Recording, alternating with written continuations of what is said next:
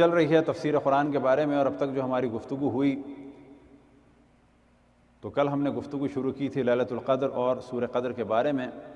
گو کہ اس سے پہلا جو سورہ ہم نے ڈسکس کیا تھا وہ سورہ نصر تھا، اور اس کے بعد ہمیں سورہ کافرون کو ڈسکس کرنا تھا، لیکن شب قدر کی مناسبت سے ہم آ گئے سورہ قدر پہ. انشاءاللہ اس کے بعد ان شبہائے لیلۃ القدر میں، ان لیالی القدر میں، شب قدر میں انشاءاللہ اس سورہ کو اور اس کے ساتھ ہی دخان، عنکبوت کو البتہ اختصار کے ساتھ ڈسکس کیا جائے گا کیونکہ وہ بڑے سورے ہیں، اس کے خاص موضوعات کو ڈسکس کریں گے. اور انشاءاللہ پھر اگر اللہ سبحانہ و تعالیٰ نے توفیق عطا فرمائی تو کافرون سے سلسلے کو دوبارہ شروع کیا جائے گا.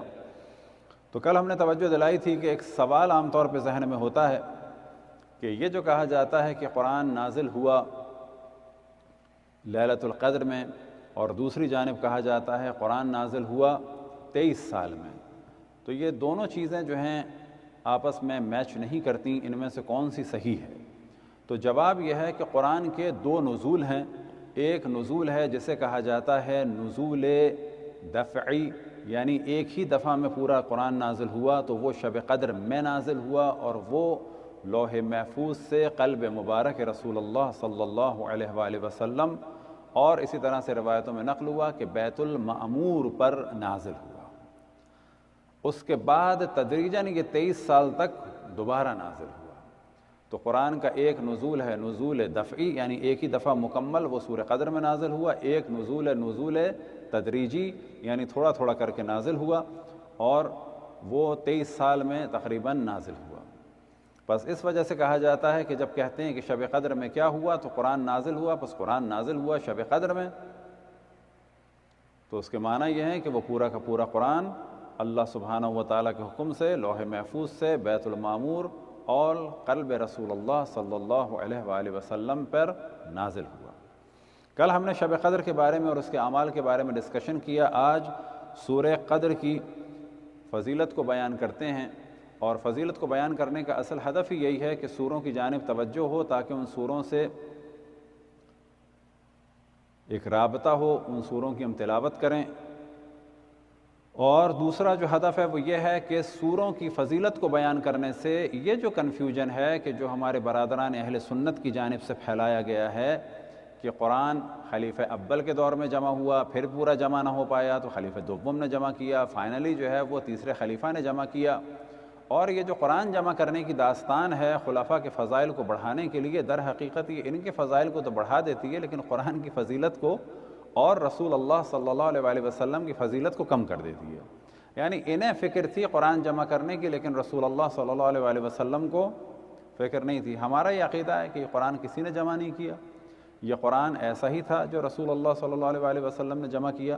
بعض دفعہ لوگ سوال کرتے ہیں بس یہ جو کہا جاتا ہے کہ مولا امیر المومنین نے جمع کیا، تو مولا امیر المومنین نے قرآن کی ترتیب کو بیان کیا تھا، کس طرح سے نزول ہوا، اور ساتھ میں اس کی شان نزول اور اسی طرح سے اس کی تفسیر کو جو ہے جمع کیا تھا. یہ قرآن وہی قرآن ہے کہ جو رسول اللہ صلی اللہ علیہ وآلہ وسلم کے قلب مطہر پہ نازل ہوا، اور اسے کسی نے جمع نہیں کیا، یہ خود رسول اللہ صلی اللہ علیہ وآلہ وسلم کا ترتیب دیا ہوا ہے. اور اس کی دلیل کے طور پر ہم فضیلتیں جو بیان کر رہے ہیں سوروں کی، وہ دلیل کے طور پر بھی بیان کر رہے ہیں، کیونکہ یہ جو فضیلتیں خود رسول اللہ صلی اللہ علیہ وآلہ وسلم اور بعد میں ائمہ نے بیان کی، اس سے واضح پتہ چلتا ہے کہ بالآخر یہ سورے تھے. تبھی تو رسول اللہ صلی اللہ علیہ وآلہ وسلم نے فرمایا کہ اس سورے کی یہ فضیلت ہے، اس سورے کی یہ فضیلت ہے. اگر یہ سورہ بعد میں بنو امیہ والوں کے بقول کہ خلیفہ سوم نے جمع کیا، تو پھر یہ سورہ کس نے بنائی؟ ان سوروں کی فضیلت کس نے بنائی؟ فضیلت تو اشرف الانبیاء پہلے بیان کر چکے ہیں، تو سورہ بعد میں بنے، تو یہ بالکل غلط ہے. یہ قرآن رسول اللہ صلی اللہ علیہ وآلہ وسلم کا جمع کیا ہوا ہے، اور اس کی جو ایک اہم ترین دلیل ہے وہ یہی ہے کہ یہ سوروں کی فضیلت. دوسری دلیل کیا ہے کہ جو ہمارے یہاں ہر شیعہ کے بیان ہوتی ہے، انی تارکم فیکم الثقلین کتاب اللہ و عترۃ اہل بیتی، میں تمہارے درمیان چھوڑ کے جا رہا ہوں کیا چیز؟ کتاب خدا، عترت اہل بیت. اور کتاب خدا کا وجود تھا جو چھوڑا.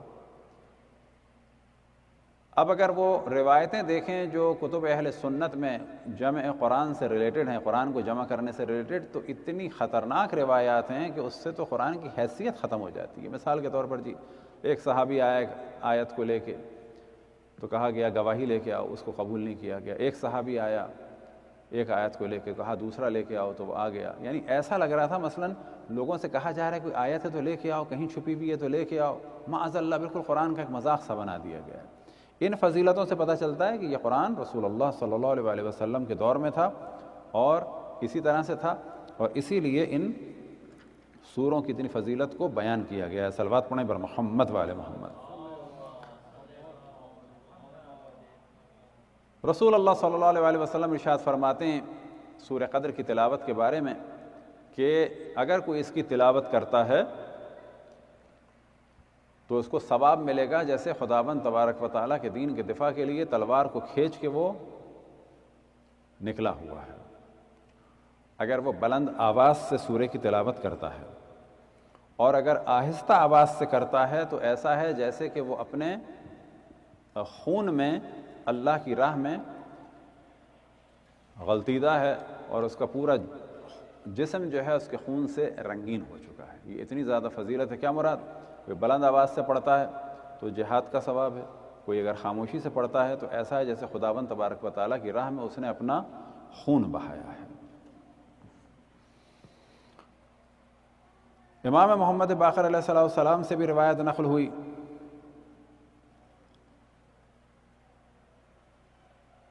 امام رسول اللہ صلی اللہ علیہ وآلہ وسلم سے روایت نقل ہوئی کہ جو اس سورے کو پڑھتا ہے تو وہ ایسا ہے کہ جیسے اس نے ماہ رمضان کے روزے رکھے اور شب قدر میں عبادت کی۔ اور وہ جو روایت ہے جہاد والی وہ امام محمد باقر علیہ السلام سے ہے۔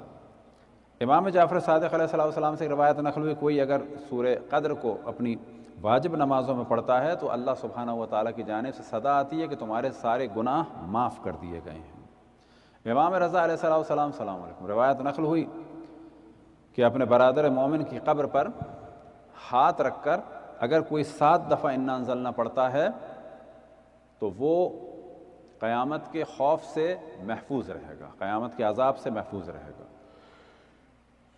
اور اس کا فائدہ اس صاحب قبر کو بھی ہوگا اور ہمیں بھی ہوگا۔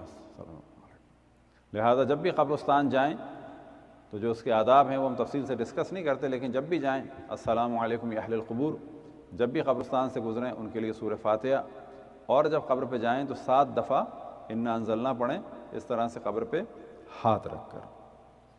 مولا امیر المومنین علیہ السلام سے ایک روایت نقل ہوئی کہ جو طلوع آفتاب سے پہلے سورہ توحید اور سورہ قدر پڑھتا ہے تو اس کے گناہ معاف ہو جاتے ہیں۔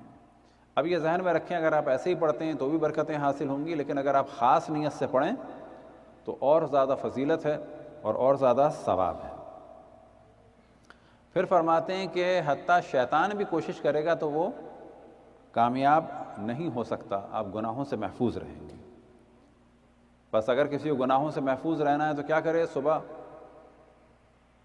فجر سے پہلے سورہ توحید پڑھے اس نیت سے اور انا انزلنا پڑھے تو وہ گمراہی سے محفوظ رہے گا۔ امام موسیٰ کاظم علیہ السلام سے ایک روایت ہے کہ روز جمعہ خداوند تبارک و تعالیٰ کی جانب سے 1000 نفحات ہیں، یعنی 1000 لطیف قسم کی ہوائیں ہیں اللہ کی جانب سے۔ اگر کوئی ان تمام کو حاصل کرنا چاہتا ہے تو کیا کرے؟ ظہر کے بعد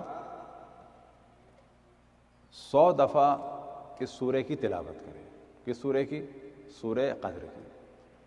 اسی طرح سے بہت تاکید ہے شب قدر میں 1000 دفعہ سورہ قدر کی تلاوت کی جائے۔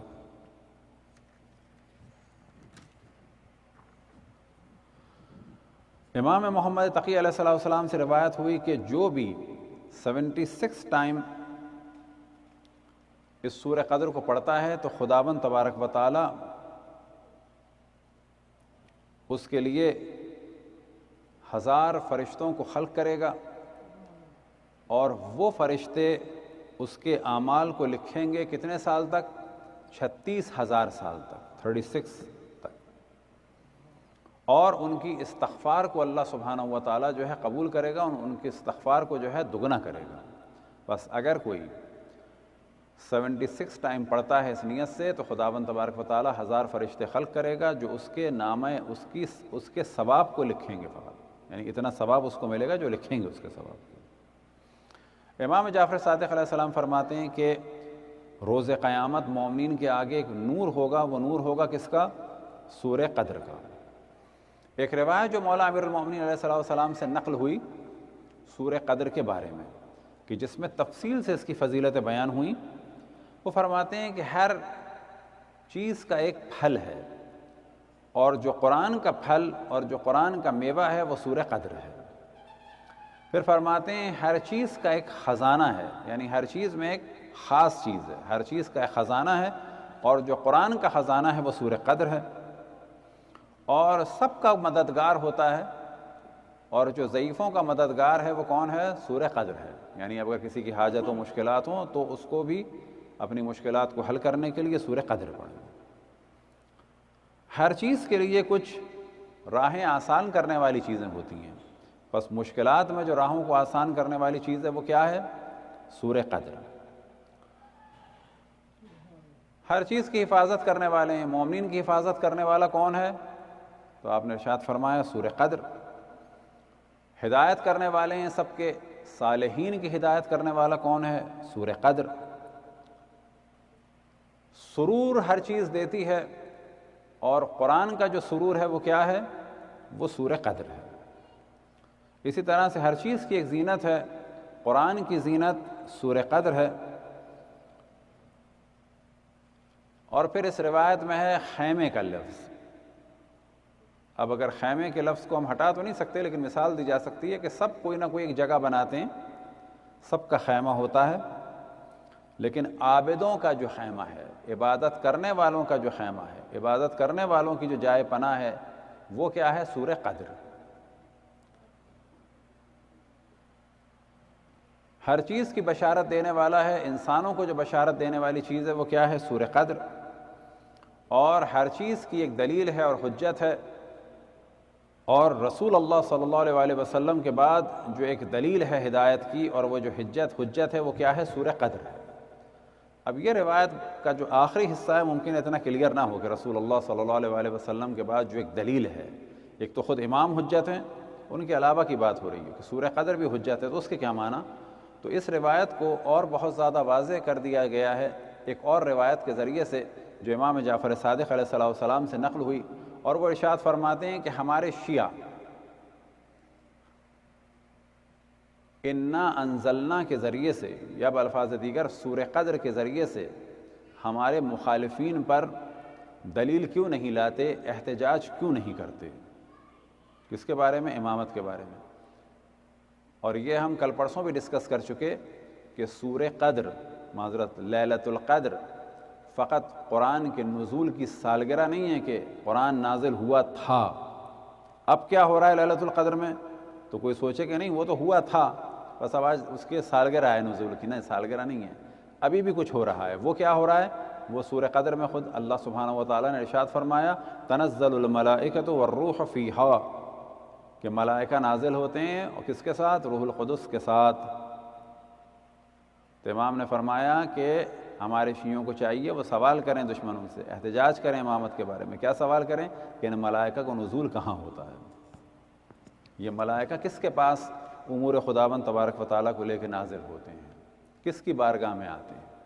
اب ممکن ہے کہ وہ کوئی جواب دے دیں کہ جی ادھر آتے ہیں، ادھر آتے ہیں، پہاڑ پہ آتے ہیں کہ سمندر پہ آتے ہیں، تو اس جانب توجہ رہے۔ کل بھی ہم نے توجہ دلائی سورہ نحل کی آیت نمبر 2، وَيُنَزِّلُ الْمَلَائِكَةَ بِالرُّوحِ مِنْ أَمْرِهِ عَلَى مَنْ يَشَاءُ مِنْ عِبَادِهِ، کہ خداوند تبارک و تعالیٰ ملائکہ کو نازل کرتا ہے کس کے ساتھ؟ روح کے ساتھ، اور وہ کیا لے کے آتے ہیں؟ امر خداوند تبارک و تعالیٰ کو لے کے آتے ہیں۔ لیکن یہاں پر کس پہ لے کے آتے ہیں؟ تو یاد رکھیں کہ جب بھی روح کا اور ملائکہ کا نزول ہو اور کچھ امر لے کے نزول ہو تو اللہ سبحانہ و تعالیٰ نے ارشاد فرمایا علی من یشاء من عبادہ، کہ یہ جو نزول ہوتا ہے روح کا اور ملائکہ کا، یہ اللہ کی جانب سے جب ہوتا ہے کس پر ہوتا ہے؟ علی من یشاء من عبادہ، اللہ جس بندے پر چاہتا ہے اس پر نزول فرماتا ہے۔ بس آج کے دور میں جو روایتوں سے نقل ہوا، کل تفصیل سے ہم نے ڈسکس کیا کہ جو شب قدر کا جو موضوع ہے، جس کو سمجھا جاتا ہے کہ فقط یہ ابھی کا ہے، روایتوں سے نقل ہوا کہ یہ جو شب قدر ہے وہ حضرت آدم سے ہے۔ لہٰذا اس سورہ پہ دقت کریں، جو کل بھی توجہ دلائی، پھر آج توجہ دلا رہے ہیں۔ قرآن اس میں کیا ہے سورہ میں؟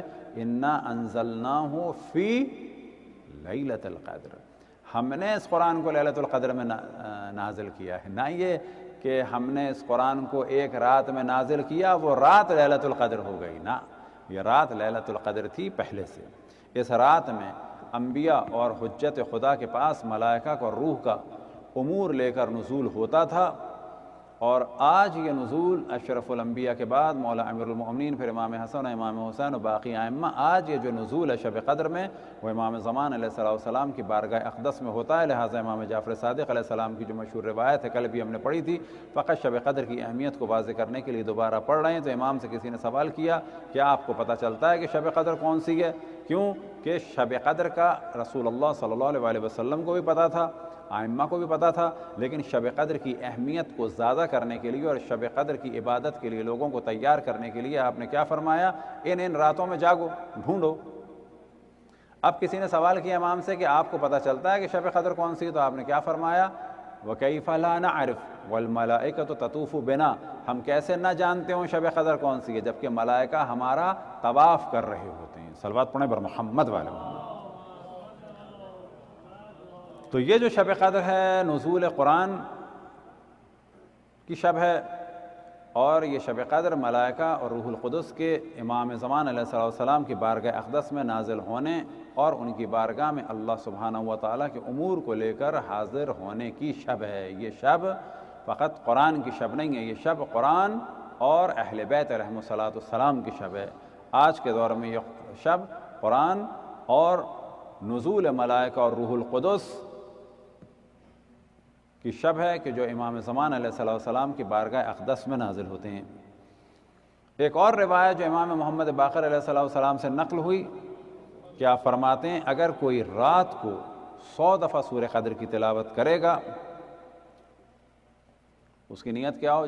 جنت کو دیکھنے کے لیے، تو وہ صبح سے پہلے جنت کو دیکھ سکتا ہے۔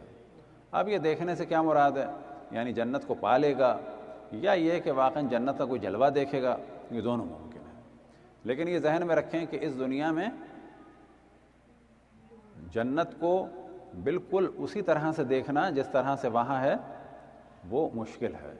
وہاں پر بھی جب کہا جاتا ہے نہریں اور سایہ، تو وہ وہاں جا کے پتہ چلے گا۔ لہٰذا بہشت کے پھلوں کے بارے میں بھی جو سورہ بقرہ میں ایک تشبیہ آئی ہے، وہ کیا ہے کہ جب بھی لوگ پھل کھائیں گے بہشت کے تو کیا کہیں گے؟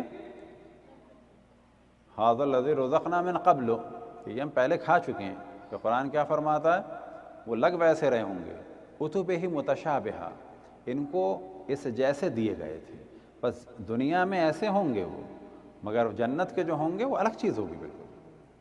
بس جنت جو ہے اس کی کوئی بھی مثال دنیا جیسی نہیں ہے، شباہت ہو سکتی ہے، لیکن جنت کی چیزوں کا جو اصل لطف ہے، جنت کی چیزوں کی جو اصل حقیقت ہے، وہ صرف جنت ہی میں جا کے پتہ چل سکتی ہے۔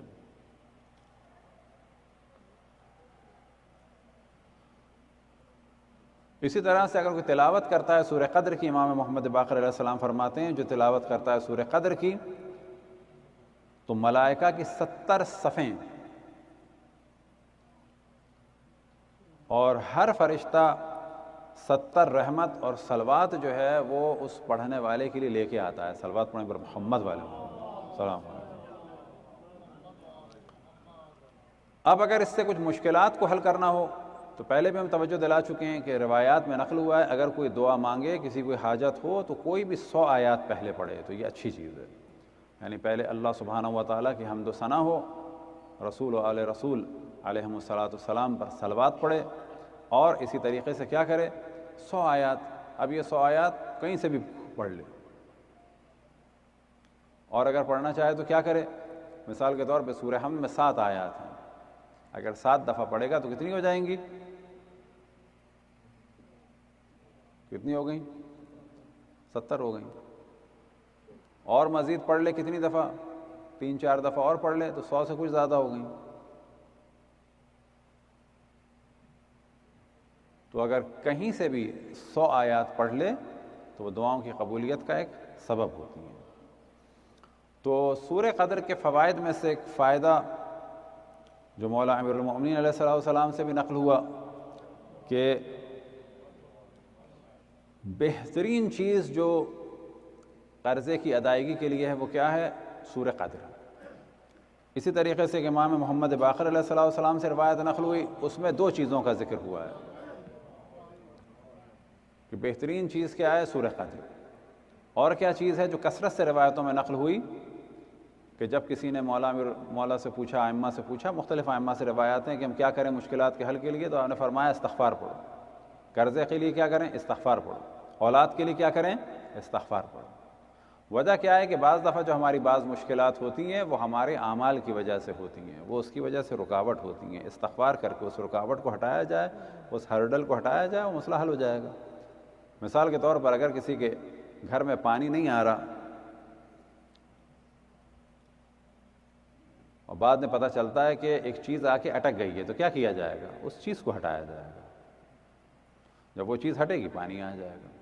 تو بعض دفعہ برکت الہی میں جو چیز رکاوٹ ہوتی ہے کہ خداوند تبارک و تعالی ہم سب کے گناہوں کو معاف فرمائے، وہ کیا چیز ہوتی ہے رکاوٹ؟ وہ رکاوٹ ہوتے ہیں کچھ اعمال۔ ان اعمال سے حل کے لیے کیا کرنا ہوتا ہے؟ استغفار۔ ایک واقعہ جو ہم نے پہلے بھی سنایا تھا، جو ایران میں تہران میں ایک بڑے متقی فرد تھے، بڑے پاک و پاکیزہ تھے، جناب رجب علی خیاط۔ ان کے پاس ایک ان کا شاگرد کہ تہران کے بڑے بڑے ڈاکٹر بھی ان کے شاگرد تھے، ان کے قریب آ کے رہتے تھے، ان سے معرفت لیتے تھے۔ ان کے پاؤں میں درد تھا، انہوں نے ٹانگوں کو پھیلا لیا۔ جب ان سے وہ کہا گیا کہ میرے بڑا درد ہے، دعا فرمائیں، تو انہوں نے کیا کیا؟ میں نے پہلے بھی توجہ دلائی، ہم لوگ سورہ فاتحہ پڑھتے ہیں فقط کسی مرنے والے کے لیے۔ سورہ فاتحہ زندہ کے لیے بھی پڑھی جا سکتی ہے، اس کی شفا کے لیے، زندہ کے لیے بھی پڑھی جا سکتی ہے، اس کی مشکل کے حل کرنے کے لیے۔ خصوصاً اگر کوئی بیمار ہو تو 7 دفعہ یا 70 دفعہ اس کے بازو کو پکڑیں اور سورہ فاتحہ پڑھیں۔ انہوں نے سب سے مل کے کہا کہ آؤ سورہ فاتحہ پڑھیں۔ سورہ فاتحہ پڑھی لیکن مشکل حل نہیں ہوئی۔ بعد میں تنہائی میں کہا کہ یہ جو تمہاری مشکل ہے یہ اس سے نہیں حل ہوگی، سورہ فاتحہ سے حل نہیں ہوگی۔ یہ تمہاری مشکل ہے، تمہارے آفس میں ایک لڑکی تھی جو ٹائپسٹ تھی اور وہ سید تھی، تم ایک دفعہ اس پہ چیخے تھے اور وہ رو پڑی تھی، جب تک اس سے معافی نہیں مانگو گے یہ مشکل حل نہیں ہوگی۔ کون سی مشکل؟ یہ والی مشکل۔ کس سے حل نہیں ہوگی؟ اتنے بڑے عالم اور ان کے خاص شاگرد مل کے بھی پڑھیں تو سورہ ہم سے بھی مشکل نہیں حل ہونے کی۔ یہ مشکل حل ہوگی کس سے؟ ایک دفعہ سوری کہنے سے، معذرت کرنے سے۔ وجہ کیا ہے کہ اللہ سبحانہ و تعالی معاف کر دیتا ہے کون سے گناہوں کو؟ جو اس سے تعلق رکھتے ہوں، لیکن ان گناہوں کو کہ جو اللہ کے بندے پہ ظلم کے ذریعے سے ان کو معاف نہیں کرتا۔ قضا نماز اللہ معاف کر دے گا، شراب اللہ معاف کر دے گا، اور گناہ معاف کر دے گا، ظلم نہ، کیونکہ سوچتا ہے ظلم کے بعد مشکل حل ہو جائے گی، نہیں ہوگی حل۔ اسی وجہ سے کہا جاتا ہے کہ بعض لوگ گناہ گار ہیں، وہ بعض گناہ گار بعض ان لوگوں سے کہ جو گناہ گار نہیں لگتے بہتر ہیں۔ وجہ کیا ہے کہ بعض گناہ ایسے ہیں کہ جو معاف ہو سکتے ہیں، لیکن ظلم جو ہے وہ بہت بری چیز ہے۔ بیماری کے بارے میں بھی امام جعفر صادق علیہ السلام ارشاد فرماتے ہیں، اب اس میں روایت میں ظاہر ہے اس زمانے کے حساب سے ہے، اب اگر کوئی اس زمانے کے حساب سے کرنا چاہے تو بھی کر سکتا ہے، لیکن جو اصل روایت ہے وہ ہم بیان کر رہے ہیں کہ امام فرماتے ہیں اگر کوئی بیمار ہے، اگر کسی کو درد ہے تو وہ کیا کرے کہ نئے کوزے میں، اب نیا برتن لے لے بے شک یہاں سے، یا واقعا نیا کوزہ لے لے اور نیا ہو، اور اس میں پانی رکھ کے 30 دفعہ سورہ قدر کو پڑھے، اس میں دم کرے اور اس پانی کو پیے اور اس پانی سے وضو کرے اور اس پانی کو اپنے سر اور چہرے پر چھڑکے، اور یہ کام جو ہے 3 دن تک کرے، اور اگر پانی کم ہو جائے تھوڑا سا اور ملا دے، انشاءاللہ اس کو شفا حاصل ہوگی۔ لیکن یہ ذہن میں رہیں کہ بہت دفعہ ایسا ہوتا ہے کہ دعا بھی قبول نہیں ہوتی۔ وجہ یہ ہے کہ اللہ سبحانہ و تعالیٰ بیماری کے ذریعے سے چاہتا ہے اس مومن کے درجات بلند ہوں، اور روایت ہم کئی دفعہ پڑھ چکے ہیں جو روایتوں میں نقل ہوا معصوم سے، سحر لیلۃ من الم و وجع، کہ ایک رات کا جاگنا درد، وجع کہ علم یعنی پریشانی، وجع یعنی درد، ایک رات جاگنا درد یا پریشانی درد یا بیماری کی وجہ سے وہ پورے سال کی عبادت سے افضل ہے۔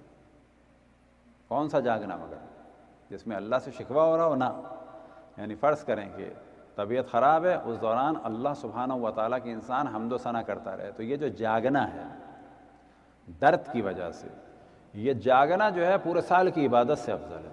کب؟ کہ جب اللہ سے انسان راضی ہو۔ تو بعض دفعہ مصلحت یہ ہوتی ہے کہ بیماری کے ذریعے سے انسان کے گناہوں کا کفارہ ہوتا ہے، بیماری کے ذریعے سے، اور جب انسان اس پہ شکر کرتا ہے تو اس کے درجات بلند ہوتے ہیں، جس طرح سے کہ انبیاء اور خالص مخلصین کو اللہ سبحانہ و تعالیٰ مشکلات میں گرفتار کرتا ہے، عذاب کے لیے نہیں، وہ اس پر شکر کریں اور تمام کائنات کی مخلوقات کے لیے ایک رول ماڈل بنیں۔ حتیٰ ملائکہ دیکھتے ہیں اور تعجب کرتے ہیں کہ یہ تیرا بندہ تجھ سے محبت کر رہا ہے، تو اس کو مشکل میں ڈال رہا ہے اور یہ پھر تجھ سے محبت کر رہے ہیں، کیونکہ ملائکہ بیمار نہیں ہوتے، ملائکہ جو ہیں وہ ان چیزوں کو نہیں سمجھ سکتے، یاد رکھیں۔ ملائکہ جو ہے اشش کرتے ہیں کہ ایک انسان مشکلات کے بعد اللہ کی حمد و ثنا کرے۔ ملائکہ حمد و ثنا کے لیے خلق ہوئے ہیں، وہ دیکھتے ہیں کہ یہ بندہ جو ہے یہ گناہ کر سکتا ہے، اللہ اس پہ مشکل ڈال رہا ہے اور یہ اللہ سے راضی ہے۔ یہ جو آئیڈیل سچویشن ہے یہ حتیٰ ملائکہ کے لیے آئیڈیل ہے۔ خداوند تبارک و تعالی ہم سب کو اپنی عبادت کی اور بندگی کی توفیق عطا فرمائے۔ ولادت کے لیے بھی جو ایک بہترین عمل ہے وہ کیا ہے؟ سورہ قدر کی تلاوت۔ اگر کسی کا ولادت کا سلسلہ ہو تو خاتون کو چاہیے کثرت سے سورہ قدر کی تلاوت کریں۔ اسی طرح سے امام جعفر صادق علیہ الصلوۃ والسلام سے نقل ہوا کہ 15 بار اگر کوئی عشاء کے بعد سورہ قدر کی تلاوت کرتا ہے تو اگلی عشاء تک محفوظ رہے گا، اور اگر کوئی رات میں سورہ قدر کی تلاوت کرتا ہے تو صبح تک انشاءاللہ ہر چیز سے محفوظ رہے گا۔ وضو کے بارے میں امام رضا علیہ الصلوۃ والسلام سے روایت نقل ہوئی کہ اگر کوئی وضو کے دوران سورہ قدر کی تلاوت کرتا ہے تو ایسا ہے جیسے کہ گناہوں سے بالکل خارج ہو گیا اور جیسا کہ اسی دن پیدا ہوا ہے۔ وسعت رزق کے لیے روایتوں میں نقل ہوا، کوئی اگر چاہتا ہے کہ رزق میں اضافہ ہو 10 دفعہ سورہ قدر کی تلاوت فرمائے، اور اگر کسی کی کوئی حاجت ہے تو 360 دفعہ سورہ قدر کی اگر تلاوت کرتا ہے مخصوصاً اپنی کسی حاجت کے لیے تو انشاءاللہ قبول ہوگی۔ لیکن یہ ذہن میں رکھیں کہ اللہ سبحانہ و تعالی ہمارا حاکم ہے، مالک ہے، ہمیں اس سے دعا کرنی ہے یہ سوچتے ہوئے کہ اگر یہ ہماری مصلحت میں ہوئی تو قبول ہوگی، معاذ اللہ اسے ہمیں حکم نہیں دینا ہے۔ اور یہیں پہ اپنی گفتگو ختم کرتے ہیں کہ حضرت ابراہیم کا جو کمال تھا وہ یہی تھا کہ اللہ کے لیے بڑی مشکلات اٹھائیں، آگ میں ڈالے گئے، در بدر ہوئے، ماریں بھی کھائیں، لیکن کبھی اللہ سے شکوہ نہیں کیا۔ جوانی ہوئی بچہ نہیں ملا، بڑھاپا ادھیڑ عمر آئی بچہ نہیں ملا، بڑھاپا آیا بچہ نہیں ملا، 99 سال یا اس سے زیادہ میں اللہ سبحانہ و تعالیٰ نے بچہ دیا۔ جب بچہ دیا تو کیا حکم ہوا؟ اسے بیابان میں چھوڑ کے آ جاؤ۔ جب وہ جوان ہوا تو کیا حکم ہوا؟ اب اسے قربان کرو۔ لیکن حضرت ابراہیم میں ذرہ برابر بھی جو کیا ہوا؟ متزلزل نہیں ہوئے۔ شیطان نے گمراہ کرنا شروع کیا تو اس کو دھتکارا۔ آج بھی وہ جگہیں رمی جمرات ہو گئی ہیں کہ شیطان کے شر سے اللہ سبحانہ و تعالی ہم سب کو محفوظ رکھے، اور یہ ذہن میں رہے کہ جو اللہ کی مصلحت ہوتی ہے دعا قبول کرنے یا نہ کرنے میں، یا حتیٰ اب اگر آخری جو گفتگو جملے کو اپنی گفتگو پہ جملے پہ ختم کریں، اگر کسی نے فرض کریں یہ ساری دعائیں پڑھی اور دعا قبول نہیں ہوئی تو ذہن میں کیا آتا ہے؟ بیکار ہو گیا۔ اللہ کے لیے جو کام ہوتا ہے وہ بیکار نہیں ہوتا ہے، اس کا ثواب ملے گا، توکل کا ثواب ملے گا، دعا کا ثواب ملے گا۔ حتیٰ یاد رکھیں کسی نے اگر نماز پڑھی چوتھی رکعت میں یا تیسری رکعت میں، یا کسی خاتون نے روزہ رکھا، بالکل غروب سے 10 منٹ پہلے ان کے ایام شروع ہو گئے اور روزہ باطل ہو گیا، تو کیا کرنا ہے؟ روزے کی قضا کرنی ہے۔ تیسری رکعت میں کسی کا اگر وضو ٹوٹ گیا تو کیا کرنا ہے؟ نماز دوبارہ پڑھنی ہے۔ سوال یہ پیدا ہوتا ہے یہ جو پورے دن روزہ رکھا خاتون نے، یہ جو تیسری رکعت میں وضو ٹوٹ گیا، کیا یہ بیکار ہو گیا؟ بیکار نہیں ہوا، اس کا ثواب ملے گا،